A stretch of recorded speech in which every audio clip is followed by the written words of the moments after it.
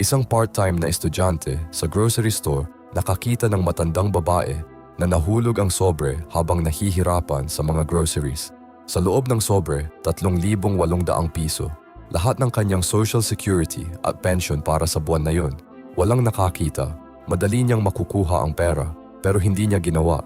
Iniwan niya ang kanyang register at tumakbo ng 6 na bloke para habulin ang matanda. Nang makita siya ng lola, umiyak ito sa tuwa. Dating guro ang matanda at tumawag sa local newspaper para ikwento ang nangyari. Naging viral ang story. Nakita ito ng isang businessman na nag-offer sa kanya ng paid internship sa financial planning firm niya.